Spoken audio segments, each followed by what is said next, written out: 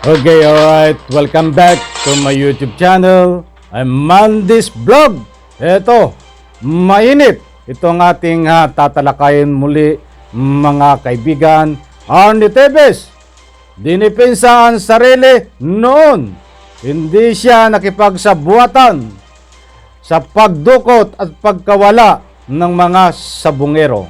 Hindi siya ang tinatawag na Boss A. Laman ng video na yan ang ating tatalakayin. At kung bago pa lang po kayo sa aking maliit pa na YouTube channel, inaniyan ko po kayo. Please subscribe, sabay-sabay po nating i-like ang video na ito kung nagustuhan nyo po. Ako po'y muling nagpapaalala, mga kaibigan, kung pwede lang ho, patapusin po nating panoorin ang kabuuan ng vlog na ito. At nang sa ganon, lubos po nating maunawan. Heto na, samahan niyo po ako, mga kaibigan.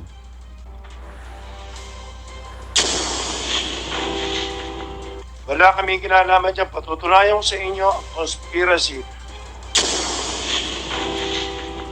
Kung conspiracy man kalaban kay Boss AA, magkaibigan naman po kami. Kaya pamalamang hindi ako kasama dun. Publicity, papatunayan ko sa inyo na may conspiracy rito. Okay? Wala kaming kinalaman dyan. Patutunayan ko sa inyo ang conspiracy. Meron ka sinabi dito sa affidavit mo na maya-maya ay tumawag itong si Dondon ng cellphone. Opo. Sino tinawagan niya? Ang pakarinig ko po, kalapit ko po siya ang tawag niya po ay Boss A. Sino yung boss A? Yun po ang ano po namin na sinasabi niya si Atong Ang po daw. Anong sabi ni Dondon kay boss Atong Ang? Ang sabi po ay, Boss A, may mga tao na naman dito na pumasok na mga manchochope. Tapos, Ang sabi niya po, naka-loudspeaker po yung cellphone niya eh. Sabi, naka naka-loudspeaker po. loudspeaker. Opo. Rinig ko po. Narinig mo. Opo. Kilala mong boses ni Atong Opo. Ang. Medyo malat po Mala. sa cellphone. Ano sinabi ni Atong Ang? Ano sagot niya? Ang sabi po nung tinawagan po niya, ang sabi po ay, sige, paaminin niyo kung sino ang boss. Pag hindi niya namin, patayin niyo na. Patayin niyo na. Oo. Narinig mo? Opo. Sigurado ka? Opo. Hindi lang naman po ako nakakarinig doon eh. Sino bang Pati yung nakarinig? mga kasama ko. Kasi po magkakalapit po kami. Ito ha, pagkahan tayo ha. Ha? Opo. Under oath ka dito kapag ikaw nagsinungaling. Opo. Perjury ang kaso mo. Opo. At pwede kita ipa-withdraw from the Witness Protection Program. Opo. Paano mo nalalaman na boses ni Atong Ang yung nasa loudspeaker? Ay siya lang naman po ang tinawagan niya na Boss A eh. Si Boss Atong lang po ang inaano na AA. Pagkatapos nun, anong nangyari? Nung pagkatapos po noon, tinanong po ulit ako ni Dondon po. Ah, Ang sabi, sino po daw yung boss namin? Ngayon po, nung marinig ko po, inamin ko na. then yung iba, pangalanan na natin. Okay, ganito. Okay. Please go ahead. Ang alam ko rito, 6 kami na magkakilala rito. Okay, number 1 ako. So, number 2, kay Pong Pineda. Number 3, kila Congressman Tevez. Share ka rin ng yung side kung ano masasabi mo, Congressman Tevez. Yes, una-una dagang salamat sir no for inviting me here, giving me the chance to makasalita naman sa side ko. Unang-una, hindi po ako licensee at pangalawa po, kung conspiracy man kalaban kay Boss AA, magkaibigan naman po kami. Kaya pamalamang hindi ako kasama dun. Matagal namin magkaibigan. Yun lang. Thank you. Hindi ko alam anong conspiracy yung sinasabi. Narinig ko lang yung pangalan ko noon. Okay, alright. Iyan po mga kaibigan. Napanood natin ng rolling ng video. At paunawa po, ang ating pong tinatalakay ngayon ay dito sa pagkawala ho ng mga sabungero noon pa. Mahigit 1 taon na ho. Ang ika nga po yan nakalipas ay wala pa rin po itong linaw. Wala pang linaw kung buhay pa nga ba itong mga sabungero na nawawala. At kung nasaan na nga po sila, mga kaibigan. Subalit kung mapapansin po natin ay kanya-kanya pong public opinion ang ating pong nakukuha at nababasa kahit saan mang media platform. Kahit hindi po sa akin dito mga vlog ko. Kahit saan ho ako pumasyal na media platform ay ito rin po ang mainit na pinag-uusapan ngayon kasi nga po ay nagkaroon muli ng pagbubukas, panibagong investigasyon tungkol ho dito ang nagbigay daan ang pagkakahuli ho na 6 na suspect. Ilang araw lang po ang nakakaraan ay nahuli ho ang 6 na suspect na responsable sa pagdukot sa mga nawawalang mga sabungero. 6 na milyon ang patong ho niya ang bawat isa. So 6 po sila. Sa makatuwid, sila po ay 6 na milyon ang nagastos ng pamahalaan. 1 milyon pala, ang very sorry kung nagkamali ako. 1 milyon po ang patong bawat isa ang reward po nila. Okay, nabanggit po natin mga kaibigan, kaya tayo po ngayon ay nagkaroon ng pagtatalakay dito sa mga nawawalang mga sabungero. Katulad nga po ng nasabi ko noon, ito ay marami na nagre-request na aking talakayin. Ba't hindi po tayo nagkaroon ng pagkataon ng pagtatalakay sapagkat kahit po gobyerno, mga kaibigan noon, ay tumigil na rin po nang ika nga po'y pag-iimbestiga. Ang iniintay lang po nila ay itong ika nga paghuli. Paghuli ng mga suspect na 6 na magbibigay ng linaw, mga kaibigan, sa pagkawala ng mga sabungero at magbibigay po ng linaw kung sino ang utak di umano na tinuturo sa pagkawala ng mga sabungero. Hindi naman totally sila, ang gobyerno ika nga po'y nawalan o tumigil. Ba't hindi po sila nagkaroon ng ika nga po katulad ngayon ng ginagawa na mayroong mga panibagong investigasyon? Nasabi ko yan, datap watch sa punto pong yan. Nandyan po sa rolling ng video ay ating ika nga po pinagbabatayan. Disclaimer lang po at palaala, yan pong video na yan na makikita nyo at napanood nyo ay mahigit 1 taon na po ang nakakaraan. Siguro magtataka ka po kayo kung bakit pinakita ko ay mahigit 1 taon na nakakaraan. Makikita nyo po diyan si Congressman pa noon, si Arne Tevez ay nandiyan po sa video, dinidepensa po ang kanyang sarili tungkol po dito sa pagkakasangkot niya di umano sa mga ika nga po'y nawawalang mga sabungero na ang dahilan po ay mayroon pong tinatawag dyan na isabong conspiracy, mga kaibigan. Naipakita ko po yung video na yan para ngayon po ay may batayan po tayo sapagkat hindi po pwede tayo magtalakay ho na ika nga po ay wala tayong pinagbabatayan.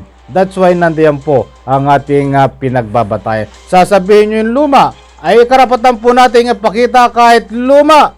Dahil ito po kung tawagin ay pag lumang kaso na, binabalikan po natin ang ika nga po'y mga pangyayari noon. Dahil ito po ay kadugtong dito sa pagbubukas ng panibagong investigasyon po. Dahil dito po sa mga nahuli na ika nga po'y suspect ay magkakaroon po ng panibagong investigasyon. Okay, alright. Sana po mga kaibigan, alam ko naintindihan nyo. At dito nga po, dire-diretso na tayo.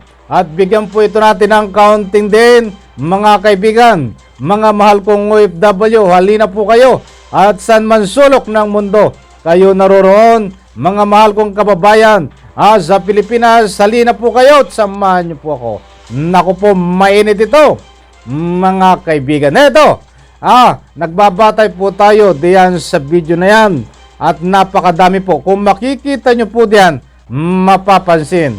Iyan ho si Atong Ang, nandiyan po si sa video, si Arnie Tevez, dating congressman noon, at congressman pa siya, diyan po sa video na yan. At si Senator Bato, ang humahawak ho sa nga po'y pag-iimbestiga diyan sa Senado. At siyempre, yan ho, nakakulay red, nakikita nyo sa video na may sombrero, ang nagtistigo po na buhay na itinuturong utak ay ito hong si Atong Ang, mga kaibigan. Importante po na malaman po natin ito na nga po'y mayroon pong testigo na buhay. Hindi lang po isa yan. Alam ko po tatlo yan. But isa lang po ang pinakita natin para hindi po tayo magrambol. Iyan po ay diretsahang itinuro ng utak di umano ay itong si Atong Ang sa pagdukot. Nandiyan po ang matibay na ebidensya na nagtuturo. Iyan po nakasombrero. Naku po, matindi, di ba? Matindi. At nabanggit nga dyan ni Atong Ang, papatunayan niya sa publiko na ito po ay isang conspiracy sa buwatan. Ay matindi ito sa buwatan. Marami pong nabanggit yan na mga politiko, mga matataas na opisyal ng pulis, may general pa. But dito muna tayo sa nabanggit ang pangalan na si Arnie Tevez. Hindi po nakalusot ang pangalang Arnie Tevez. At sabi nga niya, pinagtanggol niya. Sabi ni Arnie Tevez ay hindi daw siya kasama ho sa conspiracy, pakikipagsabuatan, dahil unang-una ay kaibigan niyo po itong si Atong Ang. Iyon ang sabi niya. Talagang tandaan po natin, mga kaibigan, kapag pala ika nga po'y magkaibigan, matalig na kaibigan, ay hindi pwede makipagsabuatan. Yan po ang depensa ni Arnie Tevez. Kaya po siguro ay hindi siya ika nga po dito nadurog ang pagkatao, di ba? Talagang may dahilan po siya, may rason. Mga kaibigan, maliwanag ang rason ni Arnie Tevez na hindi pwede siyang paratangan ng ika nga po'y pakikipagsabuatan dito sa pagkawala ng mga sabungero na ito'y umaabot po ng 34, hindi bababa ang bilang, sapagkat ito po si Arnie Tevez ay matagal ng kaibigan ni Atong Ang. Talagang pwedeng tanggapin ho yan, mga ganyan, na ika nga po'y parason na depensa diyan po sa Senado. Alalahanin po natin, ba't kung bibigyan po natin diin, pansin, sa legal po ng paraan, ay kahit saan po tayo makarating sa korte, ay hindi po tinatanggap iyang ika nga po iyang mga rason ni Arnie Tevez. Alalahanin po natin, ba't nire-respeto po natin kung ano man ang ika nga desisyon niya. Ang ika nga po depensa, dahil karapatan niya pong depensa ang sarili. Kaya lang, ang mga depensa po, pagdating sa korte, hindi pipili yan. Diyan po sa Senado, pipili yan, mga kaibigan. Inuulit ko po, karapatan po niya, depensa ang kanyang sarili. Diyan sa Senado, sa katuwiran na kaibigan niya, itong si Atong Ang. Dahil, kaya dapat hindi siya paratangan na nakikipagsabuatan. At bakit naman Atong Ang ipaparatangan mo na itong si Arnie Tevez ay nakipagsabuatan para durugin ang iyong pangalan, para sirain ang iyong pangalan, nang sa ganon ay masulo ang limpak-limpak, ang bilyones na kita sa isabong. Nandun na po yung root nando na po yung ugat, mga kaibigan. Nando na yung pinakarurok kung bakit nakikipagsabuatan. Dahil pala, ang isabong ay bilyones ang kinikita, mga kaibigan. Bilyones ang usapan. Ay paano pag naging solo niya ito, mga kaibigan? Yun lang po ang masasabi ko doon. Bilyones ang nakikita. Kaya huwag mong paratangan, Atong Ang. Bakit mo paparatangan? Tuloy. Hindi tuloy, ikaw tuloy ang nadidiin. Diyos, sana mga kaibigan, nakuha nyo ang gusto kong ipunto dito. Kaya kung kayo yung mga kaibigan, may mga kaibigan diyan, payuhan nyo. Sa palagay nyo ba itong mga sinasabi na ika nga po kapag kaibigan mo ang isang tao ay hindi ka pwedeng idawit sa pakipagsabuatan? Sa palagay nyo ba mga kaibigan? Ay sa palagay ko hindi ako mapalagay. Okay, diyan po sa testigo na yan ay diretsahan tinuro si Atong Ang. Kita nyo ho, nandyan pa. Nandyan po ang buhay at tauhan pa ito ni Atong Ang, mga kaibigan. Tauhan ho ito ni Atong Ang dati. Itong tumistigo na ito doon po sa kanyang manukan. Matagal na. Bakit anong nangyari? Sapagkat mga kaibigan, sa mahigit 1 taon ho, na ika nga po'y lumipas, ay wala pong nangyari. Wala pong nangyari na patunayan diyan po sa hearing na ang pagturo ho kay Atong Ang na siyang utak, na siyang nagpadukot sa mga nawawalang sabungero, wala pong nangyari. Kung titingnan nyo po, rin, dapat matibay na ho ang ebidensya. Dahil tinuturo ho, sinalaysay pa kung paano ang pagdukot, mga kaibigan. At kung bakit pa sila nakataas. Anong nangyari, mga kaibigan? Alam nyo kung bakit tinatalakay ko ho ito. Malaki hong batayan ito para magising tayo ng ikangay. Mayroon po dito pa na ikangay pangalawang tinuturong utak. Kung hindi ho napatunayan itong si Atong Ang dito sa mga ikangay ebidensya, ay mayroon po dito na ikanga po ay mapapatunayan dito sa sinasabi na conspiracy. Bakit hindi iniimbestigahan, mga kaibigan? Maliwanag po diyan, mga kaibigan, na si Atong Ang kahit itinuro ay hindi po napatunayan. Hindi ko na lang po naipakita yung video. Siguro mga next vlog na natin para hindi tayo maging rumble. Diyan po ay mayroon pong video na si Atong Ang ay hindi po napatunayan na utak sa pagdukot.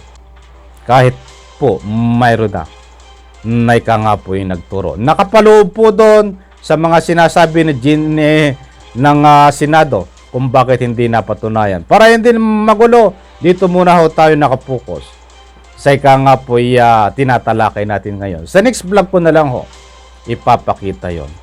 Bakit ko pinapakita yan, mga ganyang bagay? Bakit ko pinapakita? Ang tanong, mahalaga po ito, mga kaibigan. Pangitang-pangita ho, na ika nga mayroon na nagturo kay Atong Ang. Hindi napatunayan. So makatuwid, malinis ang pangalan ni Atong Ang dahil itong mga testigo di umano ay mayroong nagmaniobra na binayaran din para lang sirain itong ika nga po'y si Atong Ang nang masulo di umano ang isabong, ang kita na bilyones sa isabong.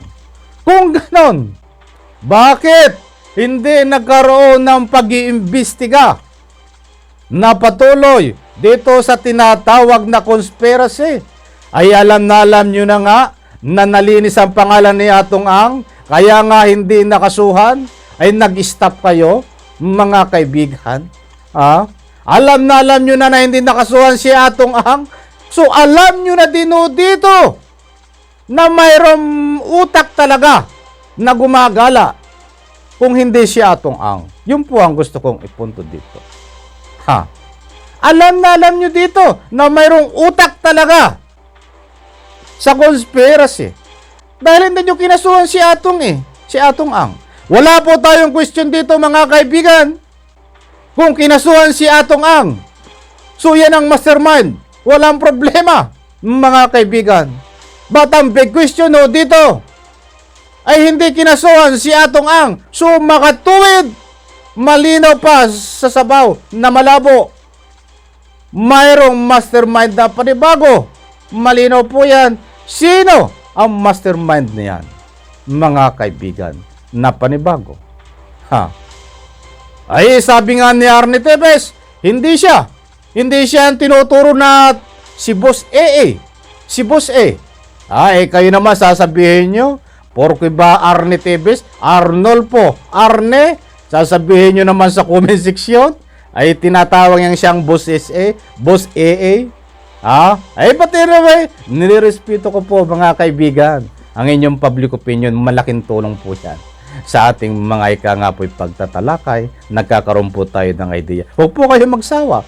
Ay kalat na kalat ho yan mga kaibigan sa comment section na nirespeto po natin karapatan po nila na magbigay ng public opinion. Sabi nila, tumawag yung isang nasa telephone. Sabi ito si Boss A. Sino yung Boss A? Si Atong Ang. Ba't ang kumakalat naman sa social media? Hindi ako may sabi. Diyan sa public opinion. Ay ibang ibig sabihin ng Boss A. Diyos may mabagin. Sinasabi nila, ito si Arnie Tevez. Nandyan po sa comment section. Mga kaibigan, hindi po tayo nagpaparatang. Binibigyan ko lang pansin yung nandiyan po sa ikangay comment section. Karapatan po dito ni Tevez na yung kanyang yung sarili niya depensa. Yan ang ganda ng depensa niya, di ba? Kaibigan niya si Atong Ang. Kaya dapat hindi siya idamay sa pakikipagsabuatan. Nako, yan ang galing yan ang mga katuwiran na ika nga po'y matindi, matibay na katuwiran mga kaibigan. Talagang matinik kahit saan to. Buti lang Hoy! Abangan po natin mamaya pasensya na po. At dito isang araw na tayo hindi nakapag-update sa pag-aresto dito kay Arnie Tevez. Abangan po natin mga kaibigan yan. Yan lang po muna ang update dito sa ating ika nga po'y pagkawala ng mga sabungero. Samahan nyo po ako dito sa aking pagtatalakay kapag ito po ay tinatalakay natin mga kaibigan. Dahil kung hindi po sa inyo, mga request nyo, ito po ay request nyo kaya tinatalakay ko po mga kaibigan. At heto, shoutout po muna bago tayo magtapos dito sa ating maliit na vlog. Importanteng mahalaga ito mga kaibigan. Ang pag-shoutout bilang pagpupugay po sa ating mga nagbibigay ng public opinion. Alam na din, Sir Randy, ako din. No skip ads at sa lahat ng vlog nyo. Pinapanood ko ang galing nyo magpaliwanag. Watching from Oman. Shoutout Francisca, watching from Oman. Maraming salamat po sa iyong suporta. At heto pa, nasa na ba tayo? Ariel Del Rosario, shoutout po. Maraming salamat. Inaasahan ko na talaga to. Dati nang binanggit ni Boss AA na isang congressman. Kita mo? Dami nagsasabi. Isang congressman na Boss AA, di ba? Marami kasing ibig sabihin nung AA, di ba? Pwedeng sabihin on this vlog, di ba? Yung A, Kaya hindi po tayo nagpaparata, nagbibigay lang po ng public opinion. Mayroon namang gustong tumistigong tauhan din. Tevez, sabi niya, ilang percent kasama, is 100% kasama siya. Ronel Vergara, shoutout po. At heto, plus po, makukulangin tayo sa oras. Dapat ibigay ang reward sa mga asawa ng mga dinukot kahit kalahati man lang. Mga boss, tama po yun. Kahit kalahati man lang o kahit balato lang. Kasi biktima po yun. Kawawa dito yung mga biktima eh. Kung hindi din naman dahil sa mga biktima, hindi naman magkakaroon ng reward. Kaya dapat magkaroon po ng share ng blessings, kung tawagin. Talagang heto, iyan po muna ang ating update mga kaibigan. Maliwanag po, hindi po tayo nagpapakalat ng fake news. Diyan po sa ruling ng video na yan ay pinakita po natin, nabanggit ang pangalang Arnie Tevez, at makikita rin po natin sa video na yan ay pumunta po si Arnie Tevez sa Senate hearing upang idepensa ang kanyang sarili. At nakita nyo po't napanood ang kanyang depensa. Uulitin ko, hindi dapat isangkot siya sa conspiracy, pakipagsabuatan para sa pagdukot dito sa mga sabungero dahil siya po ay kaibigan ni Atong Ang. Ayon po dito sa depensa ni Arnie Tevez. Okay, alright. Alam ko po nakuha nyo ang gusto kong ipunto dito. Maraming salamat po sa inyo. Sabay-sabay po nating i-like ang video na ito mga kaibigan. Very importante po, isang like nyo dito sa mga video kong ina-upload.